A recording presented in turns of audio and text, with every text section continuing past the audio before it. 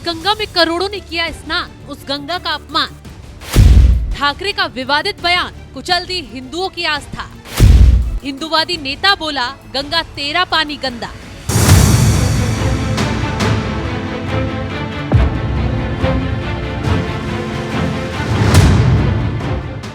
प्रयागराज में महाकुंभ समाप्त हो गया, लेकिन खत्म नहीं हुआ तो विरोधियों का जहर और योगी आदित्यनाथ को घेरने वालों की लाइन। पहले अखिलेश यादव का पूरा खानदान कुंभ के नाम पर नफरत फैलाता नजर आया और फिर कांग्रेसियों ने भी कुंभ पर जमकर माहौल बनाया। लेकिन अब योगी आदित्यनाथ और कुंभ के खिलाफ नफरत की आग उठी है महाराष्ट्र से। खुद को हिंदुओं के नेता बताने वाले, हिंदुओं के लिए अक्सर आवाज उठाने वाले एमएनएस प्रमुख राज ठाकरे आज हिंदुओं की आस्था को ही कुचल रहे हैं। न सिर्फ विवादित बयान देकर कुंभ में गंगा के पानी में जहर घोलते नजर आ रहे हैं, बल्कि योगी आदित्यनाथ को आंख दिखाने की कोशिश भी करते दिखाई दे रहे हैं। उस कुंभ पर सवाल उठा रहे हैं जहां खुद प्रधानमंत्री मोदी से लेकर योगी आदित्यनाथ ने डुबकी लगाई, गंगा जल में डुबकी के रिकॉर्ड में भागीदारी निभाई। वो रिकॉर्ड आज राज ठाकरे को ऐसा चुभा कि विवादित बयान देते हुए छूटते ही कह रहे हैं, लोग अंधविश्वास से बाहर आएं और अपने दिमाग का सही इस्तेमाल करें। बाला नंद गांवकर मेरे लिए थोड़ा गंगा जल लेकर आए थे, कहा इसे पी लो। मैंने कहा चले जाओ, मैं नहाने वाला भी नहीं हूँ और गंगा जल क्यों पीना चाहिए, वे पानी कौन पिएगा। अभी अभी कोविड गया है, 2 साल मुंह पर मास्क लगाकर घूम रहे थे, अब वहाँ जाकर स्नान कर रहे हैं। कौन उस गंगा में जाकर कूदेगा।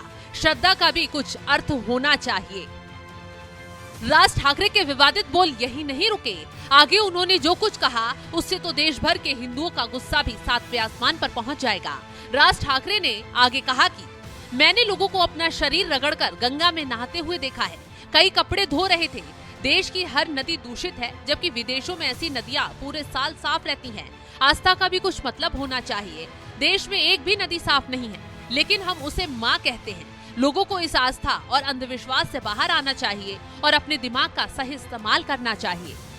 राज ठाकरे ने अपने बयान से न सिर्फ कुंभ में डुबकी लगाने वाले लाखों करोड़ों हिंदुओं की आस्था को कुचला, बल्कि हिंदुत्व पर भी सवाल उठाने का काम कर दिया। ऐसे में राज ठाकरे के बयान पर संत समाज बुरी तरह भड़क उठा। महामंडलेश्वर सुधीर दास ने विरोध जताते हुए कहा कि राज ठाकरे ने हिंदुओं को ठेस पहुंचाने का काम किया है। राज ठाकरे जी ने कुंभ मेला के ऊपर जो टिप्पणी की है उसका हम निषेध करते हैं। और गंगा सबकी माता है, गंगा सबकी मैया है। गंगा का जल कभी मैला होता नहीं है। मुझे ऐसे लगता है कि उन्होंने जो शब्द का प्रयोग किया है, 65 करोड़ लोगों ने कुंभ मेला में स्नान किया है, उनकी श्रद्धा का अपमान राज ठाकरे कर रहे हैं, इसका हम निषेध करते हैं। उन्होंने ऐसी टिप्पणी गंगा और कुंभ मेला के ऊपर नहीं करनी चाहिए थी। ये वही राज ठाकरे हैं जो खुद को और अपनी पार्टी को हिंदुत्व की पार्टी बताकर अक्सर हुंकार भरते विरोधियों को घेरते नजर आते थे। जिस वक्त उद्धव ठाकरे सत्ता में थे, उनसे अक्सर हिंदुत्व के मुद्दे पर भिड़ते दिखाई देते थे, लेकिन आज वही भाषा बोल रहे हैं जैसे कुंभ पर योगी आदित्यनाथ को घेरने के लिए विपक्ष बोल रहा था। अब सवाल उठ रहा है कि हिंदुओं की आस्था को कुचलकर राज ठाकरे कुछ नया प्रयोग करने वाले हैं। क्या वो हिंदूवादी छवि से बाहर निकलना चाहते हैं या फिर उनकी विचारधारा बदल गई है। राज ठाकरे के बयान से न सिर्फ बीजेपी हैरान है, बल्कि उनके कट्टर विरोधी भी परेशान है कि आखिर ये हो कैसे गया। खैर, बीजेपी नेता नितेश राणे भी मैदान में आए और राज ठाकरे पर गंभीर आरोप लगाए कि हमारे नरेंद्र मोदी जी ने नमो गंगा के माध्यम से किस तरीके से उसमें शुद्धिकरण किया है पानी की, उनको जो मालूमात है वो अधूरी है, मगर उसके साथ उन्होंने जिस तरीके से महाकुंभ के बारे में जो मत प्रदर्शन किया है, हिंदू धर्म का, हिंदू समाज का जिस तरीके से अपमान किया है, ये अधिकार किसी को होता नहीं है।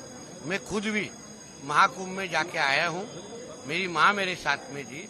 उस दिन से लेके आज तक मुझे कोई तकलीफ में कोई बीमार पड़ा नहीं हूँ।